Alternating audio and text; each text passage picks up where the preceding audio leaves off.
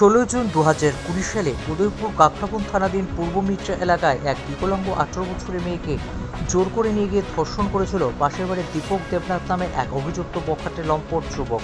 তখন মেয়েটির মা বাড়িতে ছিল না, অসুস্থতার জন্য হাসপাতালে গিয়েছিলেন। পরবর্তী সময়ে মামলা জানাজানি হতে পুলিশ একটি মামলা নিয়েছিল পরিবারের অভিযোগ পেয়ে, যার মামলা নম্বর হচ্ছে 53/2020। ভারতীয় দণ্ডবিধি 376 ধারায় মামলা হাতে নিয়ে পুলিশ তদন্ত শুরু করেছিল।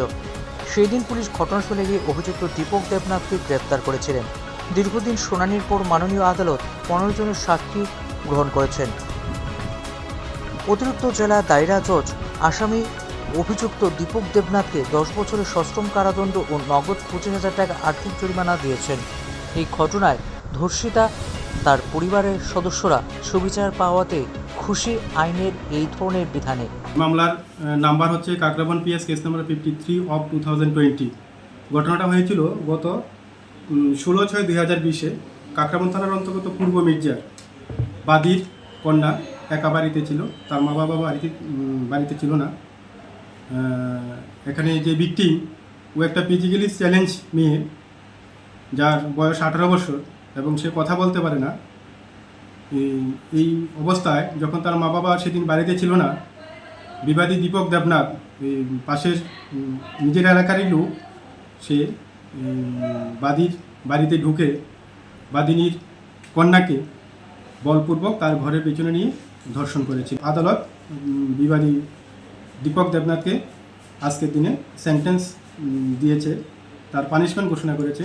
আদালত 376-এর 2 এবং ব্র্যাকেটে 1-এর ধারায় বিবাদী দীপক দেবনাথকে আসামি তাকে আজকে 10 বছরের সশ্রম কারাদণ্ড প্রদান করেছেন। ভালো ছিল না, আমি অসুস্থ ছিলাম। আমার মেয়ে বাড়িতে রেখে গেছি, আমার তো আর কেউ নাই বাড়িতে, আমার মেয়ে আছে। এখন আমার মেয়ে বাড়িতে রেখা ডাক্তারের কাছে গেছি এবং ডাক্তারতে আইতে আইতে আমার মনে করেন 2টা বাজলো। আমার মেয়ে কিন্তু আবার বিকলাঙ্গ।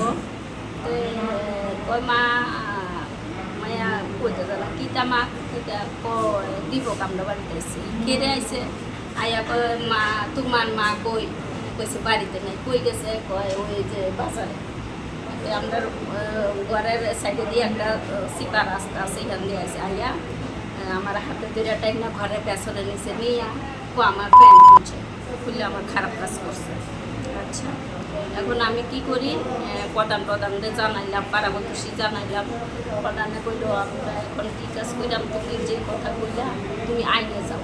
আইনে যে কেস টেস করলাম, আজকে 4 বছরের মতন কেস চলছে। এখন কেসের পরে মনে করেন যে আজকে রায় হয়েছে, এই রায়েতে আমি খুব খুশি হয়েছি। Report news top link.